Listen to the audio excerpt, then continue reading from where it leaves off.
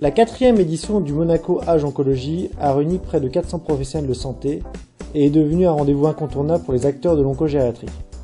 Au cours de ce congrès ont été abordés entre autres la biologie du cancer du vieillissement, la tolérance et les toxicités des différents traitements en fonction de l'âge, mais aussi les hémopathies malignes ou encore la radiothérapie. Les sessions infirmières et jeunes oncologues et gériatres ont été particulièrement appréciées et une nouvelle session bibliographique a vu le jour intitulée « Le jog à lu pour vous ». Les sujets âgés sont nombreux.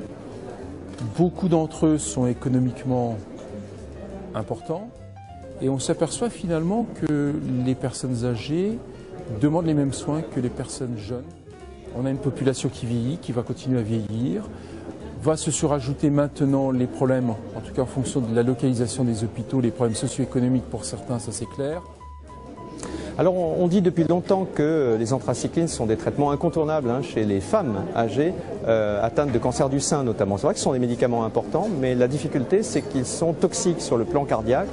D'abord parce que c'est une toxicité naturelle de ces médicaments qui est connue, qui est dépendante de la dose cumulée administrée, mais aussi parce qu'on est en face d'une population très particulière qui est fragile. Là c'est important parce que nous, oncologues, on est habitués à raisonner en termes de taux de réponse et notre mode de vie, il est basé sur le cycle cellulaire et la croissance tumorale. Donc on a des programmes, des protocoles qui sont ce qu'ils sont, mais dont le seul but avoué est celui de la rémission complète.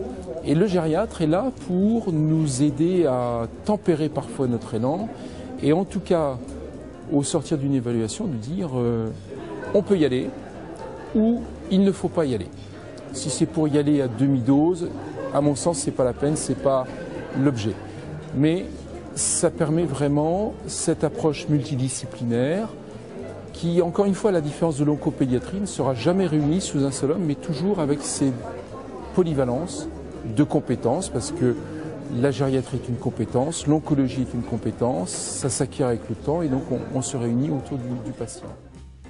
Et on voit se développer une recherche en oncogériatrie, de nouvelles méthodologies qui, je pense, vont être très utiles pour le traitement même des sujets de moindre âge et de meilleures conditions physiques.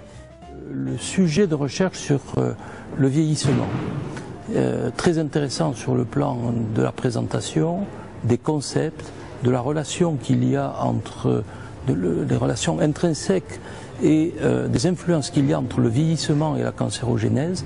Et c'est un lot de nouvelles pistes de thérapeutique qui est assez fantastique. Et on a entendu des choses extrêmement intéressantes qui, je pense, devront déboucher obligatoirement sur de nouvelles stratégies.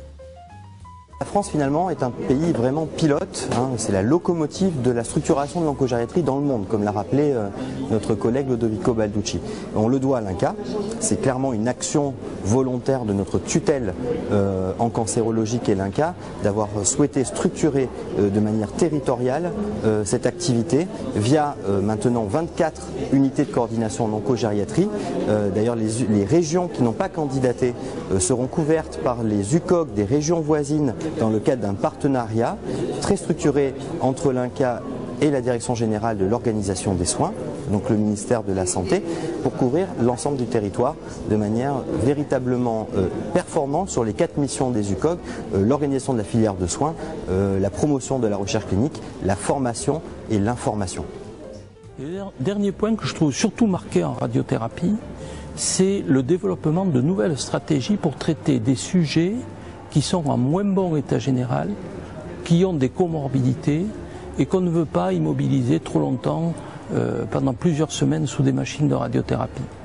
Et on a entendu parler d'innovation, de stratégies, de traitement, de conformation qui font que peut-être on est en train, à travers le traitement de radiothérapie chez le sujet âgé, à préfigurer ce que sera la radiothérapie chez le sujet moins âgé et en meilleure santé, parce qu'on fait des économies de temps, on fait des traitements remarquablement bien ciblés, on diminue les toxicités.